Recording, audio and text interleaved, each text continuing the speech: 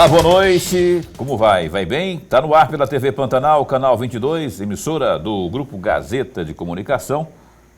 Programa Opinião, que estará ao vivo nesta segunda, 9 de junho de 2025. Satisfação em estar de volta com você, ao vivo, na sua TV Pantanal. Como eu disse, emissora do Grupo Gazeta de Comunicação, Rede TV. E hoje aqui a gente vai tocando o programa com muitas informações. Havíamos marcado aí uma entrevista com o deputado José Medeiros, que me alertou hoje já no fim da tarde e agora há pouco me mandou uma outra mensagem dizendo que está preso no trânsito. E por conta disso é bem provável que ele não conseguirá chegar a tempo. Bom, enfim, se ele chegar aqui a tempo, a gente bate um papo naquilo que for possível. Se não, nós marcaremos para uma outra ocasião aqui, ao vivo, na sua TV Pantanal, com o programa Opinião. É isso. Mas, tem muita coisa importante. Vamos conversar aqui sobre... Você sabe que a Prefeitura de Cuiabá tomou uma decisão, o prefeito tomou uma decisão de tirar os ambulantes das calçadas da 13 de junho, por exemplo, ali na região central. E esse é um assunto que a gente pode estar batendo um papo daqui a pouco. A questão dos consignados, tem mobilização, tem notícia quente, inclusive, que daqui a pouco a gente vai atualizar você. Enfim, tem muita coisa acontecendo em Brasília. A Opinião só está começando. Professor Lorenberg, como vai? Vai bem? Muito bem, Paulo, muito bem mesmo. Boa noite, Paulo Coelho, e um grande abraço. Mas um grande abraço mesmo a todos os nossos telespectadores, a razão maior do nosso programa. Se bem que agora, à noite, quase noite, na minha área ali, choveu bastante, né? Choveu muito? Uma garoa forte. É a garoa do frio, né, que estão anunciando que é bem frio. Cuiabá, cai a temperatura, Cuiabano fala que é frio, né? Vide, cuidado com a pneumonia, se bateu, né, que essa pneumonia pega no mim, aí fica complicado. Mas realmente caiu um pouco a temperatura e parece que a meteorologia está dizendo que vai cair a temperatura hoje, amanhã e tal. Mas é coisinha breve, não se anima não. E quando cai também não é aquela coisa de ficar, não é? Caiu. Pois bem, não é, meus amigos? Pois bem. Então tá, se você quiser interagir com a gente, 99932-2529. Se tiver alguma pergunta, alguma sugestão, Lorenberg sabe tudo, ele responde tudo, ou pelo menos tenta responder tudo, né, aqui. E sobre qualquer assunto que a gente esteja abordando aqui, você é a razão maior do nosso trabalho, como ele próprio diz, não é? Então, 99932-2529. Quero só dar as boas-vindas a Rafaele Bueno, nossa produtora, porque a Caroline entrou de férias, não é? E a Rafaele, vai estar conosco nos próximos 30 dias aqui. Muito competente a Rafaele, viu? Muito querida, inclusive. Já esteve por aqui, a gente sabe do trabalho dela. Bem-vinda, Rafa.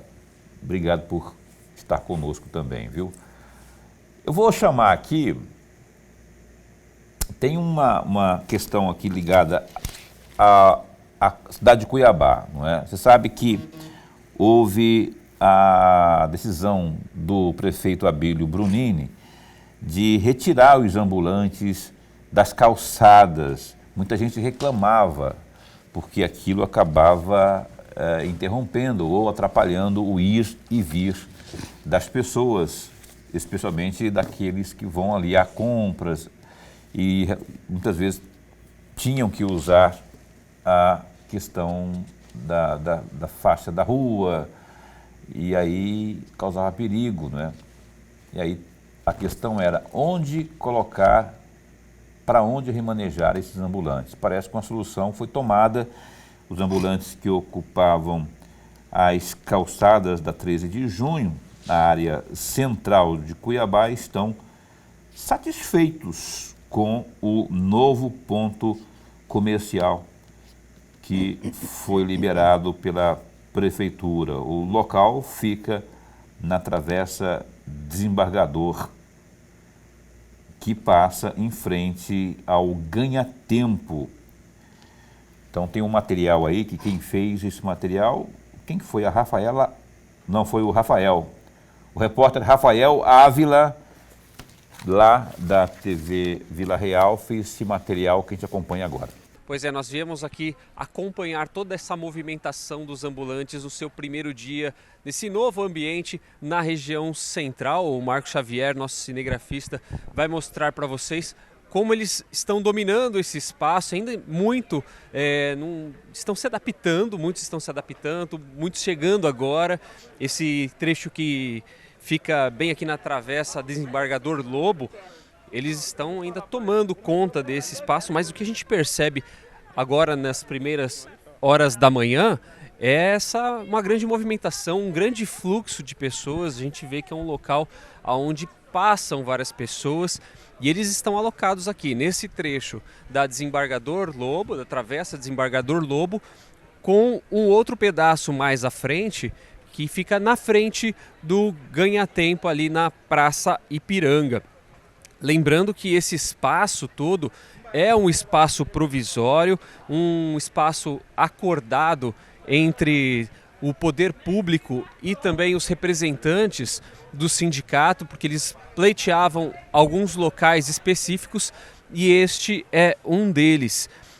Esse local vai ficar temporariamente, vai ser testado de forma experimental por 30 a 60 dias e durante esse tempo a prefeitura vai avaliar a viabilidade desse local e se a experiência for boa, for positiva, um projeto de lei vai ser encaminhado à Câmara Municipal para transformar a travessa em um calçadão definitivo para este comércio informal. Apesar dessa fase de adaptação, inclusive a gente pode mostrar, cada ambulante tem o seu espaço pré-definido de acordo com o que foi combinado com os responsáveis, com os seus representantes. Alguns não estão satisfeitos ainda com esse espaço, porque a gente pode ver a falta de higiene que alguns locais ainda possuem. O Geraldo de Jesus, que é um dos ambulantes aqui, vai conversar com a gente e não está nem um pouco satisfeito, né, Geraldo? Bom dia. Não estou porque a situação é desumana, né? É tipo estado de calamidade pública isso aqui, ó, calamidade mesmo.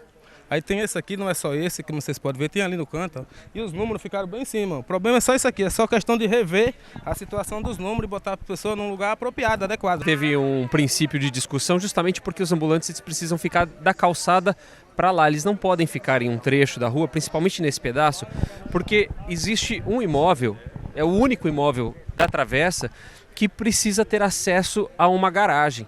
O seu Davi é o proprietário deste imóvel, o seu Davi Seabra, e ele estava ali tentando colocar panos quentes nessa discussão que estava tendo ali entre os próprios ambulantes, né? Até a polícia militar foi acionada para ajudar a acalmar todo mundo, né? Como que é para vocês essa questão de precisar ter esse acesso livre para poder entrar e ainda assim ter que ficar cuidando disso? Hoje ficou caótico, porque eu não consigo.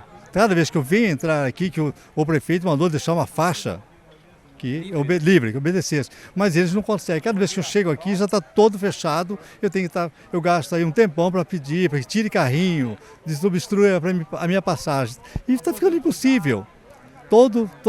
De lá para cá, todos os dias mesma coisa. Acabo de sair, uma hora depois, se eu precisar voltar ou alguém voltar aqui, já não consegue entrar. Já está fechado de novo. Fechado de novo. Está correndo tudo bem, graças a Deus está correndo tudo bem, né? Então a turma já começou a chegar todo mundo e começaram a vender, está bem, graças a Deus está bem, né?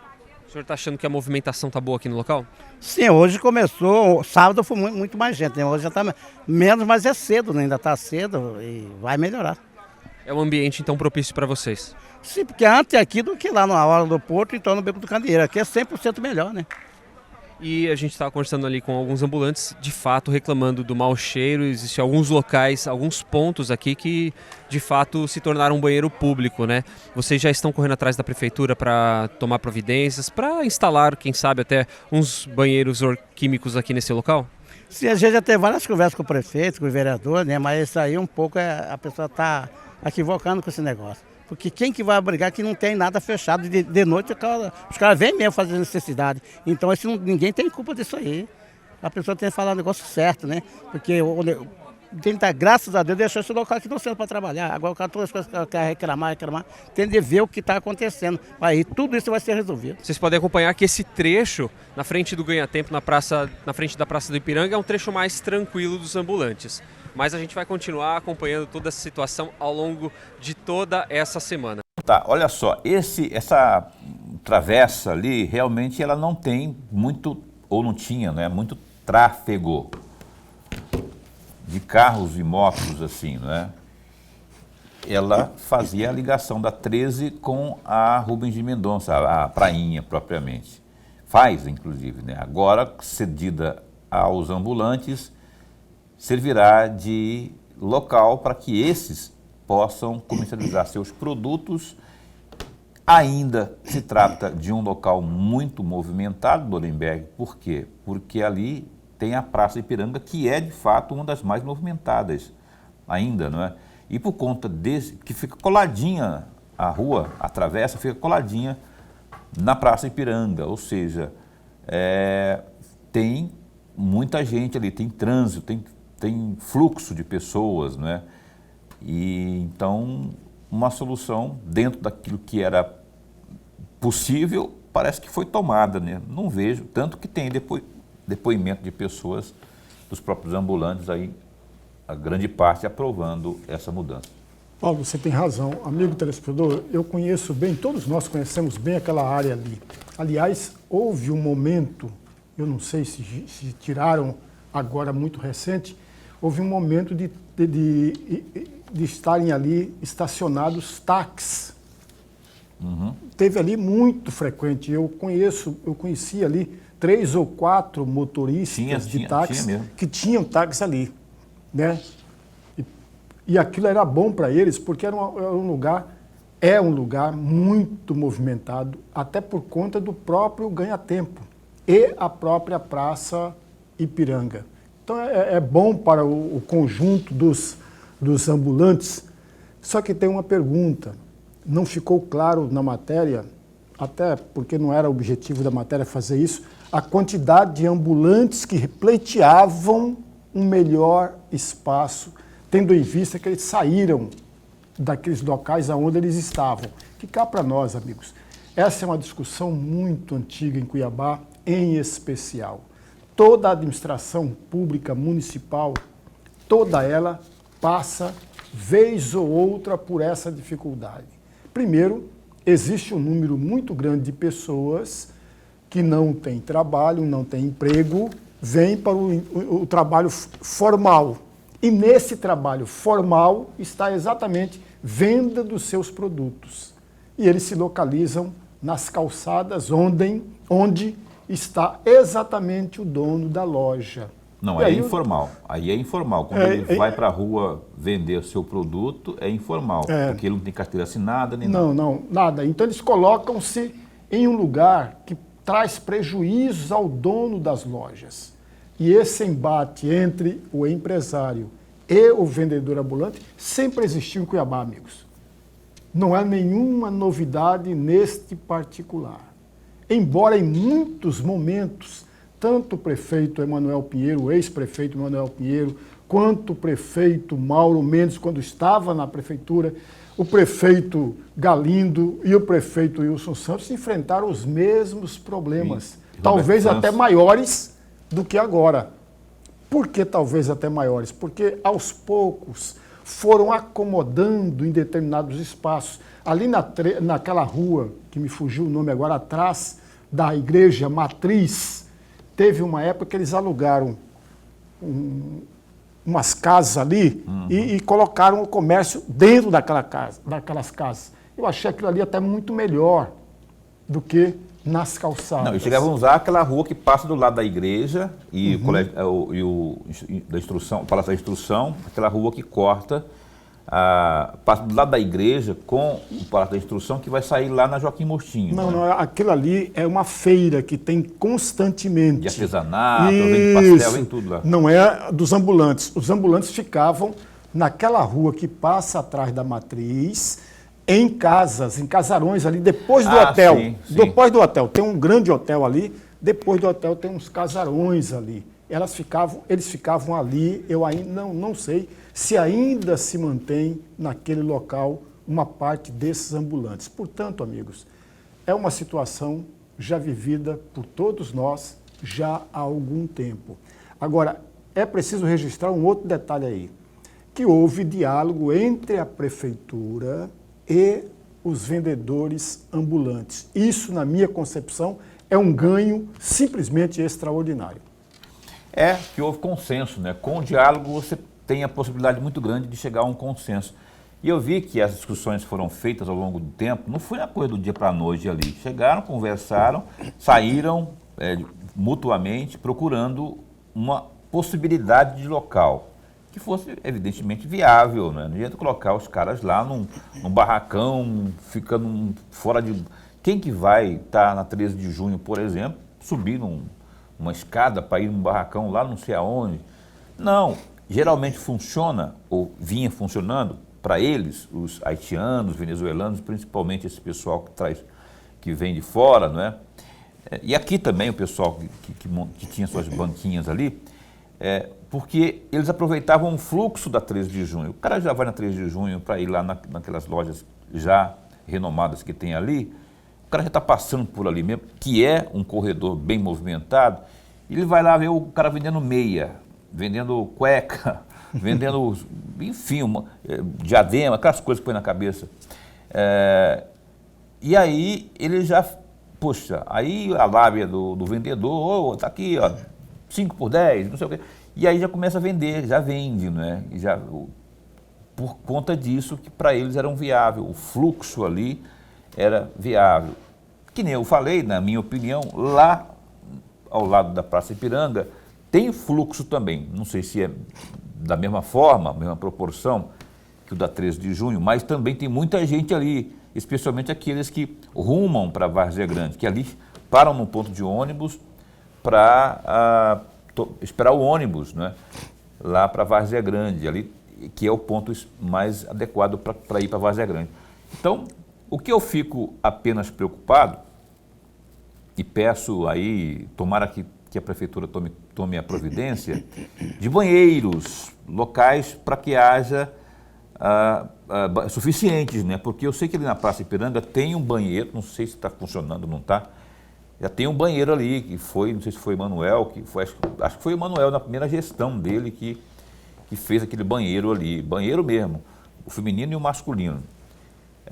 A gente espera que, por conta desse aumento do fluxo de pessoas, por conta dos vendedores propriamente, haja a estrutura necessária lá, banheiros, lavatórios, lavabos, né, para que eles possam fazer as suas necessidades e não ficar a nojeira que foi relatada aí na própria reportagem. Vamos torcer.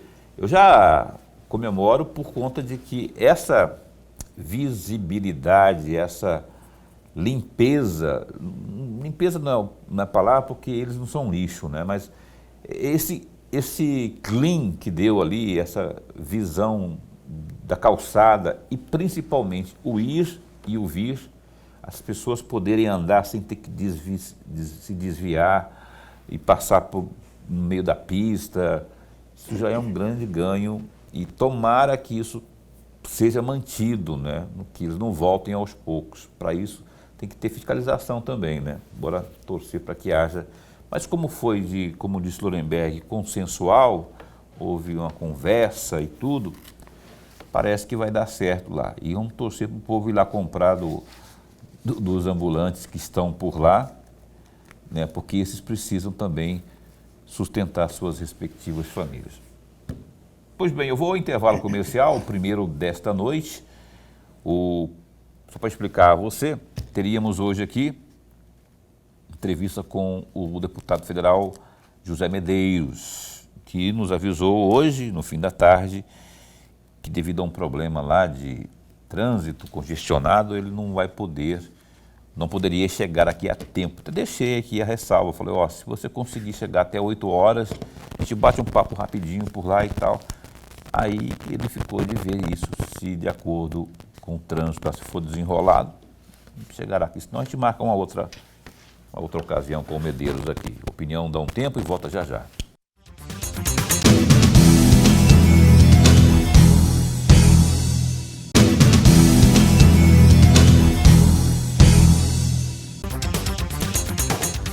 Estamos de volta aqui com o programa Opinião na sua TV Pantanal. Pode fechar aqui, por favor? Só para dar um...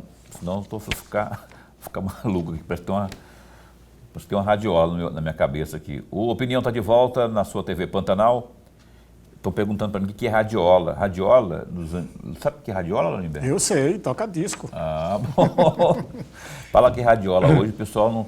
Eu fui do tempo da radiola. Radiola era um toca-disco, como disse Lorenberg, aqueles bolachões assim, né? E não tinha ainda aparelho de som, 3 em 1, essas coisas, não. Era radiola, era uma caixinha, não é assim, não é de madeira, enfim. E ali tinha um mecanismo ali, uma mecânica de tocar tocar o disco, né? O antigo bolachão. Vamos ao GD. Paulo, o que é GD? Isso eu sei, é o Gazeta Digital. Clica aí, www.gazetadigital.com.br. Então, olha só, tem uma situação aqui que é muito importante que você vai ficar mais atento aí no nosso GD, que é a governo trabalha em projeto surpresa para Santa Casa e aí descartando o fechamento da unidade. Por isso que eu falei que é uma importante notícia, como todas, né? À medida que as obras de construção e finalização do Hospital Central avançam em Cuiabá, o futuro do Hospital Santa Casa torna-se cada vez mais temido e incerto. No entanto, na última semana surgiu uma possível luz no fim do túnel dentro do gabinete do governador Mauro Mendes, que é do União Brasil. Um projeto surpresa para manter a unidade hospitalar. Sem muitos detalhes, o presidente da Assembleia Legislativa de Mato Grosso, Marcos Russi, do PSB, anunciou à imprensa que há alguns dias esteve em conversa com o governador, que revelou ter 2 planos para o Santa Casa, e nenhum era sobre encerrar as unidades, a unidade, no caso, né, administrada pelo governo do estado.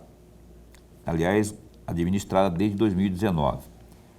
Ele disse, o Marcos Russi, eu acredito no governador, confio muito nele e ele me falou na última reunião que eu tive com ele, em 2 oportunidades, sobre esse assunto que tem aí um projeto muito bom para o Santa Casa. Então, ele tem o meu voto de confiança e eu não acredito no fechamento da Santa Casa, fecha aspas, anunciou o presidente da Assembleia, Marcos Russi. Dá um clique aí no GD, que é o www.gazetadigital.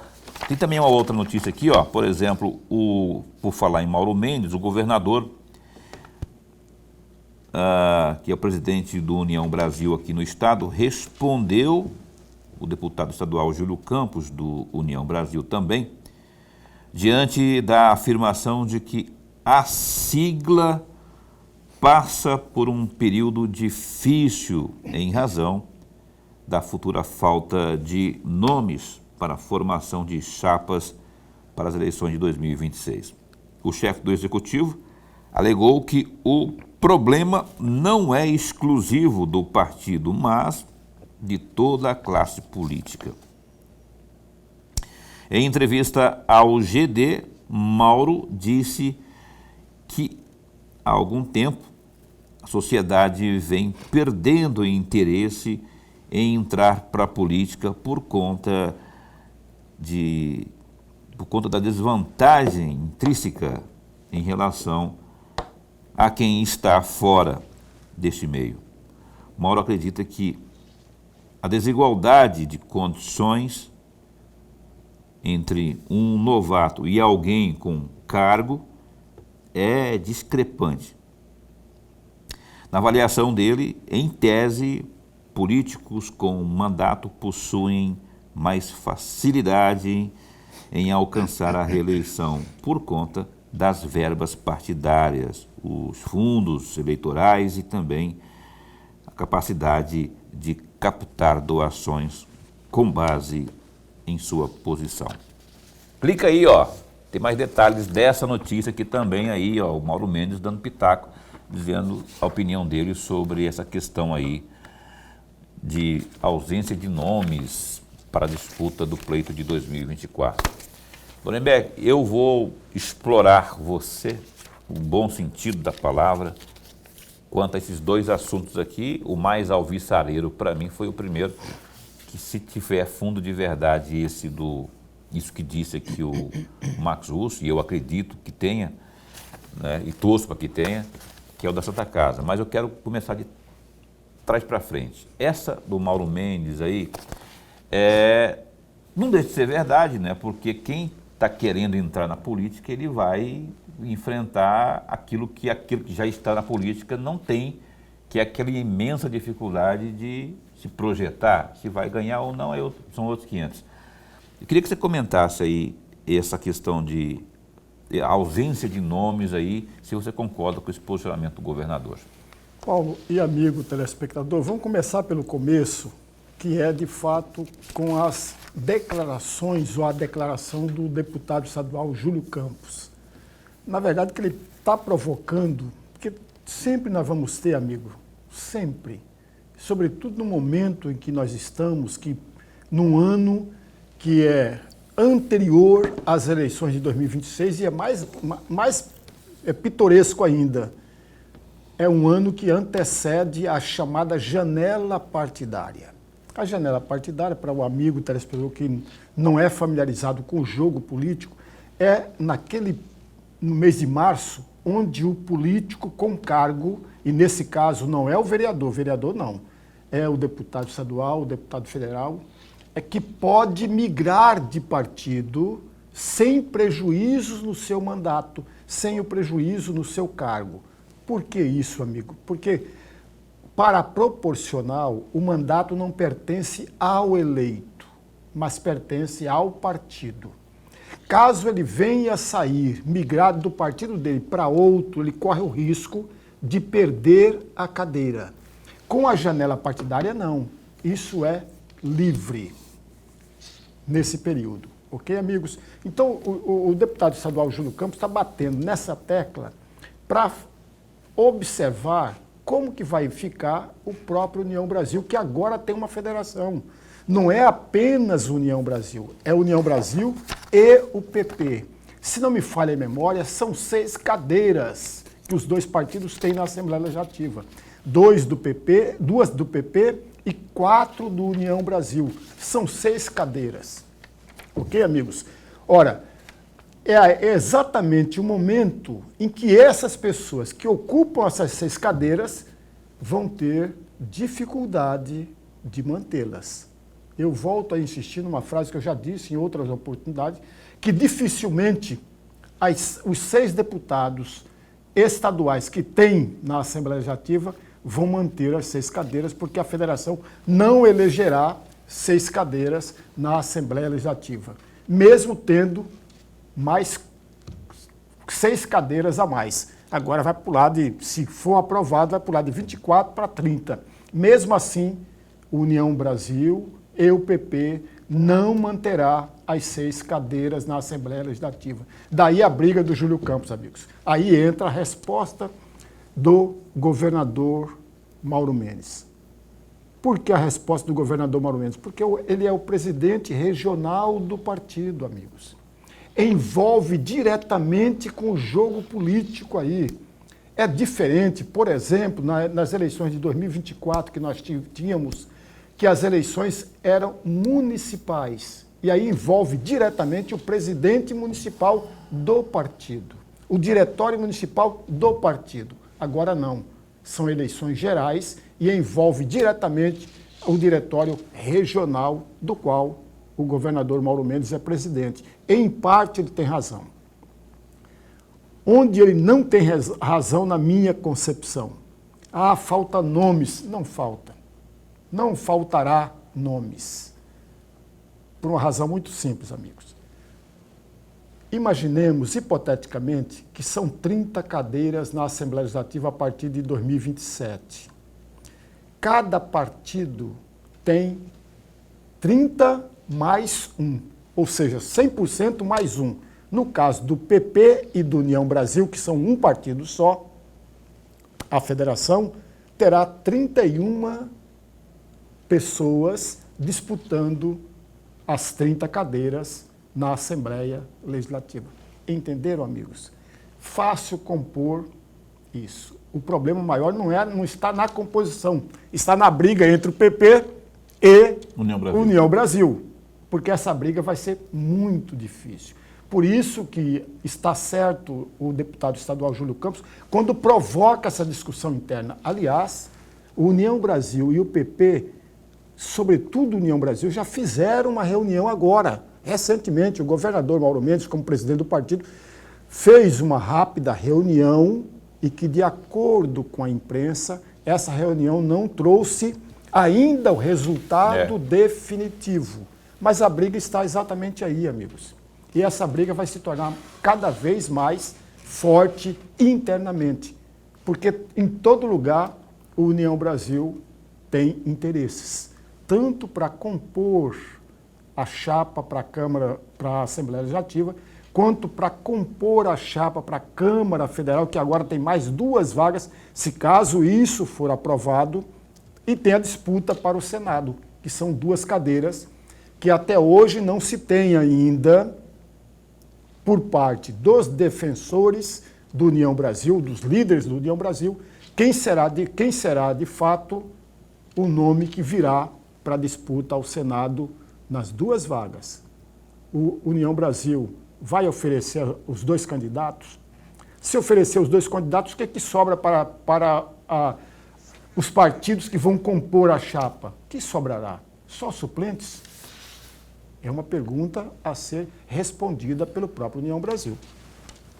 Ok, tem muita coisa que vai dar muita discussão esse assunto ainda, né? Porque eles estão jurando aí que fazem 5, 6, difícil, não é impossível, não é, mas difícil é.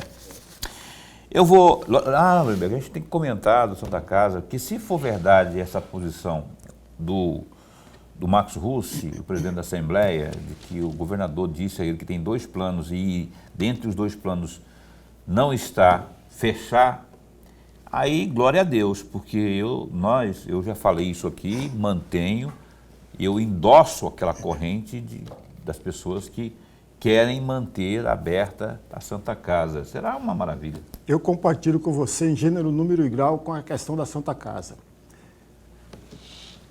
Se for verdadeiro, e tomara que seja mesmo, eu estou torcendo para que seja verdadeiro, a hipótese de fechamento da Santa Casa já está descartada.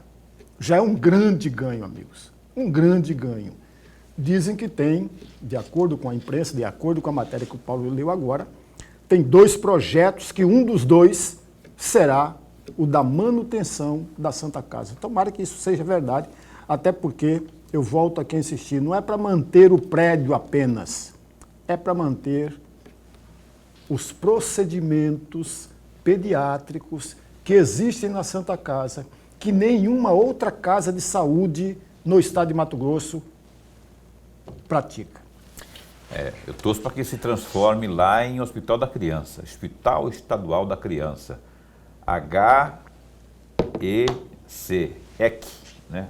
EC, Hospital, ou ECRI, enfim, a sigla depois a gente define aí, mas mantendo aberta a Santa Casa e se transformar aquilo lá no Hospital da Criança, então vai ser uma maravilha.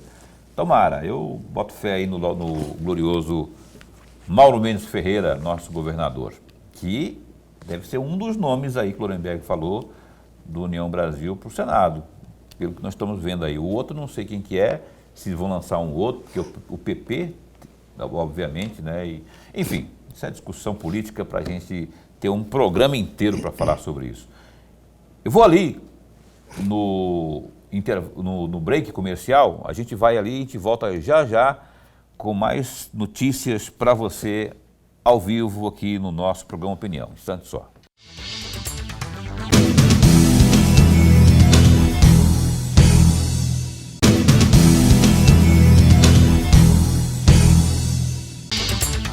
O programa Opinião está de volta na sua TV Pantanal, canal 22, emissora do Grupo Gazeta de Comunicação. Manda um abraço para o Iranildo. O Iranildo é motorista de aplicativo, diz que acompanha sempre a gente.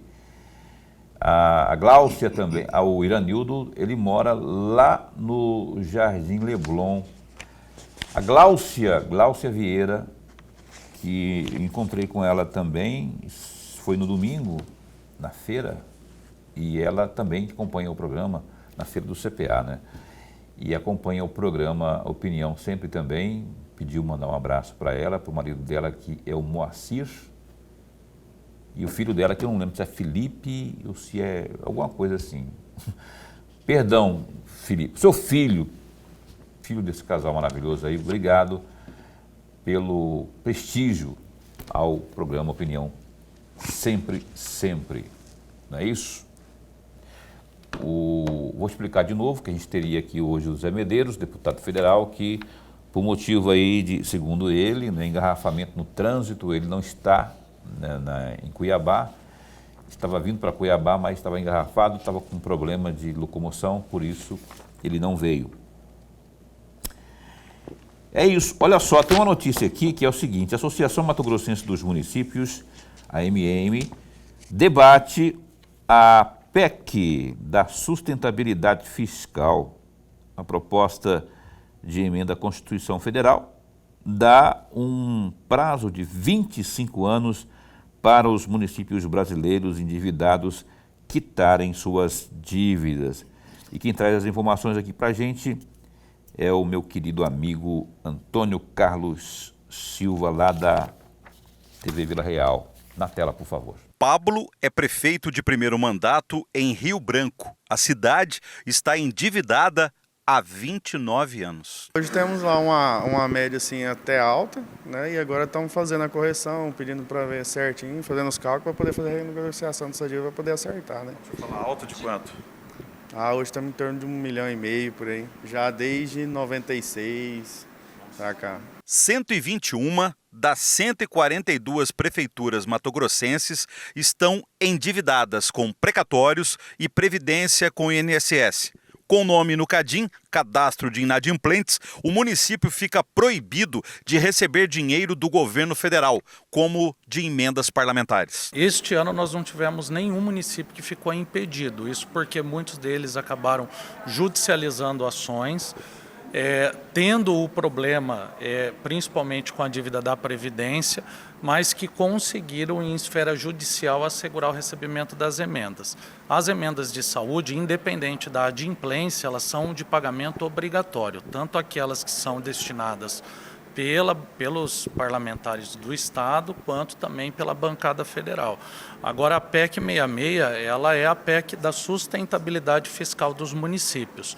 E eu fico muito feliz de ver aqui a senadora Margarete, a deputada Gisela, o deputado Juarez, todos aqueles senadores e deputados federais que estão participando ativamente da PEC, que ela vai dar um respiro para os municípios. Para solucionar o problema, os senadores aprovaram a proposta de emenda constitucional 66 do ano de 2023. A PEC da sustentabilidade fiscal dá um prazo de 25 anos para as prefeituras brasileiras quitarem suas dívidas com precatórios e INSS. A questão das dívidas previdenciárias dos municípios, que já tinha uma PEC anterior, que eram 200 parcelas, essa PEC aumenta o número de parcelas, e também dos precatórios, da dívida dos precatórios dos municípios, que entra indenizações, entra dívidas trabalhistas, enfim.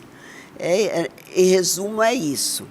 E também nós temos, né, Léo, que conversar com os dirigentes dos municípios, com os gestores, porque isso tem que ser resolvido e tem que ter um fim. No momento, a PEC da sustentabilidade fiscal está sendo analisada pelos deputados federais. Mesmo após o Senado aprovar a PEC 66, ela não entrará em vigor automaticamente. Ainda vai depender de cada uma das 5.500 cidades brasileiras terem a sua lei municipal da sustentabilidade fiscal. Nós teremos aí um prazo para que leis municipais sejam aprovadas e que façam esse novo modelo de previdência local, caso ele aí esteja causando um prejuízo atuarial nas contas. Então, vai ter que ter uma lei municipal que chancele essa situação. E nós entendemos que aí localmente os servidores municipais, por exemplo, poderão fazer essas rodas de negociação para evitar prejuízos maiores. Fazer cálculo, né? Cada um tem que fazer o seu dever.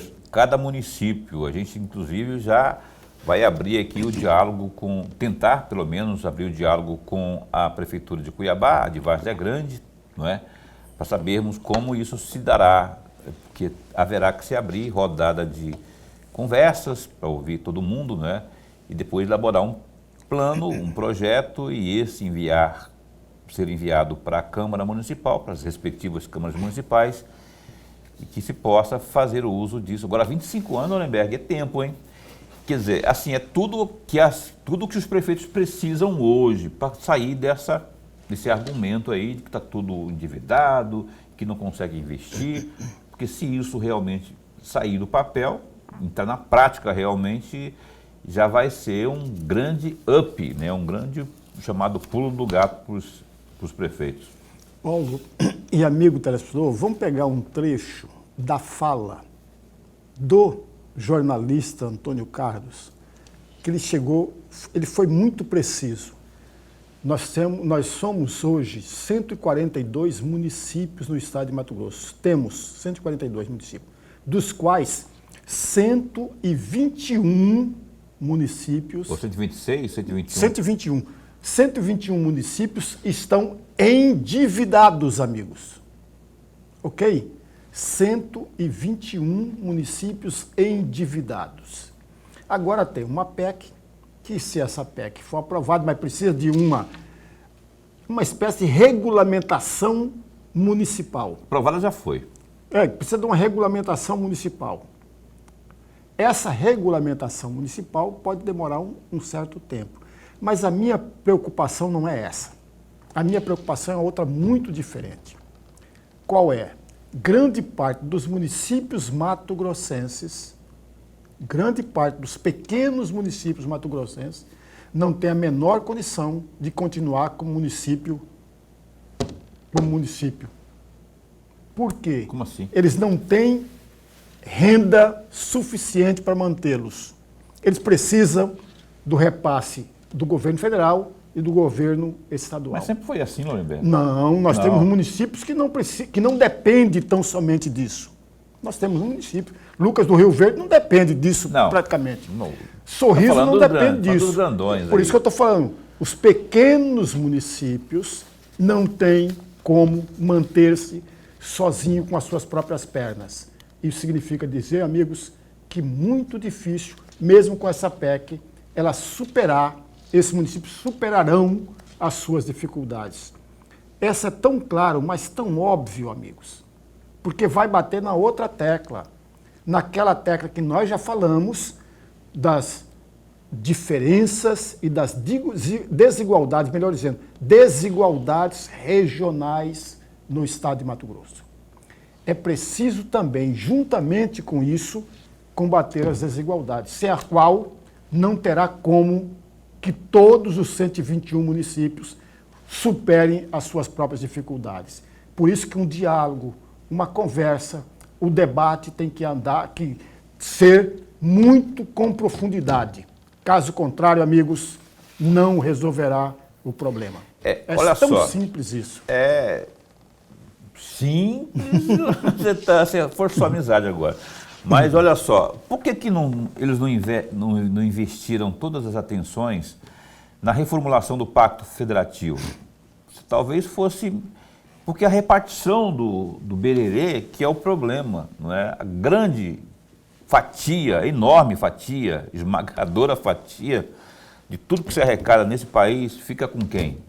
Comigo? Não. Lorenberg? Não. Governo federal, com a União, certo? E aí fica uma mixaria para os municípios e isso vem com a burocracia danada. Por isso que eu falei assim, sempre foi assim. Sempre foi assim, não falo que era bom ou ruim, eu estou dizendo que sempre foi à luz desse pacto federativo que, na prática, não ajuda coisíssima nenhuma. Se esse projeto aprovado sair do papel, porque foi aprovado, tá, mas tem a regulamentação que o Lourenberg falou, e se tiver esse tempo aí de 25 anos para pagar, significa dizer que será um gás, né? Será um alívio para cada um dos municípios. Aí que se tem que fazer agilizar, aí tem que entrar o poder político, né? Mobilizar suas respectivas prefeituras e depois os legislativos para aprovar isso aí. Agora, eu ainda acredito que se tivéssemos aí o Pacto Federativo funcionando tal como foi lá atrás, se houvesse respeito... Lembra da Lei Candir que foi criada? Mas a Lei Candir veio para compensação. Pois é, mas estados... a compensação, no caso de Mato Grosso, por exemplo, vamos pegar o Estado, ocorreu da forma justa, o Estado que produz tanto, e aí o que vinha era a mixaria. Mas a compensação, Paulo, veja, não é a Lei Candir que proíbe a cobrança do ICMS sobre os produtos que vão exportados. Não, é a Constituição Federal que a proíbe. Aí é que está o grande gancho. É isso que eu estou falando. Por que não se mobilizou para... Nós temos bancada federal para quê? Nós temos um Congresso para quê? Para isso. Ah, Paulo, somos pequenos. Nós somos só 11 lá, 8 federais e 3 senadores. São pequenos, mas aí que se mobiliza. Como que um Estado campeão de quase tudo na exportação, na produção agrícola e pecuária, não tem força para chegar... Tem um ministro da Agricultura, inclusive, não é? Presidente de partido aqui, ministro da Agricultura, que poderia muito bem ajudar, dar essa força para colocar a pauta em discussão lá. Por que isso não ocorre? Para mudar a lei que você falou aí. Da Constituição vai mudar? Nem, a maioria dos parlamentares nem sequer sabe disso. Eu já vi parlamentar que está lá no Congresso Nacional falando que a Lei Candir proíbe a cobrança de impostos sobre os produtos de exportação. Não é a Lei Candir, amigo. A Lei Candir só faz a compensação aos estados, e não são todos, São Paulo não entra nessa lista, Minas Gerais também não, são alguns estados que são beneficiados com a compensação da Lei Candir. Mas quem proíbe é a Constituição. Vai mexer na Constituição Federal? O problema maior nosso maior problema é que a cada vez que passa os anos e virão as legislaturas, nós temos menos competências e vontade dentro do Congresso Nacional. Cada vez pior o Congresso Nacional. A legislatura é cada vez pior. Essa, por exemplo, que está acabando no ano que vem, no final do ano que vem, é muito ruim, essa legislatura. A anterior também era muito ruim. Por que é muito ruim, amigos? Porque os interesses da coletividade, os interesses do conjunto dos munícipes ou dos municípios do país não são de fato discutidos pelo Congresso Nacional. É o Congresso Nacional que precisa agir e não age. Esse é o problema maior. Por que não age? Porque muitas questões que envolvem os municípios brasileiros não dão voto, amigos. E o parlamentar quer a resposta imediata. Qual é a resposta imediata para o parlamentar? Aquilo que dá voto. Por isso que eles batem a favor da emenda. Porque a emenda dá voto imediato, amigos. Mas discutir os interesses do município pequeno, no interior do estado de Mato Grosso, discutir o interesse do município pequeno em Goiás, do Mato Grosso do Sul, do Nordeste, eles não farão isso. Porque isso não dará voto suficiente para que eles possam se reeleger. Esse é o grande problema. Por isso que eu sempre vou bater na mesma tecla. Enquanto o conjunto da sociedade civil não começar a bater na mesa e provocar uma discussão dentro do segmento da sociedade civil, não haverá mudança dentro do Congresso Nacional. Cada vez pior o Congresso Nacional que temos. Eu não concordo com com a tese de que esse projeto que foi aprovado pelo Senado vá revolucionar os municípios, porque, na verdade, é só prorrogar e vai ajudar os que realmente devem muito, não é? Ou seja, os 121 que o Lourenberg citou aqui, que o Antônio Carlos citou na matéria. Isso não vai promover justiça social. Em tese não vai, porque, em tese não, na prática não vai, porque você pega bem, um município como Araguainha, o menor do estado, que não tem, qual que é, lá, não tem... Atividade econômica. Não tem, é o comércio, que é pequenininho, Araguainha tem 1.000 pessoas, menos de 1.000 pessoas. Mas eu não vou ficar só em Araguainha, vem aqui para essa cidade que eu sempre falo o nome dela aqui, que fica do oeste aqui, ó, Rosário Oeste. Rosário Oeste, por exemplo, também há anos ali patinando, não tem uma atividade definida, não tem... Quer dizer, esse pessoal vai pagar dívida, e aí? O que tinha que ter é o incentivo, é uma forma de que esses pudessem ter luz própria, se é que você me entende, luz que eu falo é isso aqui, para investir. Programas, exatamente, enfim, ousados, e não tem, Lourenberg. Por então, isso, esse projeto, ele vai aliviar para os grandes. Por isso, Paulo, que nós estamos de acordo exatamente no mesmo ponto. Veja, a lei, a PEC pode ser algo interessante? Pode até ser, mas não vai resolver o problema do pequeno município que não tem dinheiro e não gera dinheiro, amigos. Com as suas próprias pernas, ele não gera. Vai ter a mesma dificuldade. E tendo a mesma dificuldade, por quê? Porque nós não temos o combate, e aí é o combate dos parlamentares, e sobretudo nesse caso, sobretudo os parlamentares estaduais, para sair em defesa de uma discussão ampla e irrestrita com respeito à desigualdade regional, ou as desigualdades regionais. Aí é que está o grande problema. Tem município, eu volto a insistir, isso não sou eu que falo, são as estatísticas e são grande parte da população. Grande parte dos pequenos municípios não tem como se manter como município. Porque nós sabemos como foi criado esses municípios, amigos. Foram criados justamente movidos para a questão do colégio eleitoral, para a questão do curral eleitoral. Para alguns parlamentares, alguns políticos ganhassem sobre isso. Essa que é a questão maior. O que nós precisamos, ao combater as desigualdades sociais, poder trazer para cada município a possibilidade de produzir riquezas, de ter atividades econômicas que possam, de forma interna, movimentar o dinheiro, movimentar o comércio interno.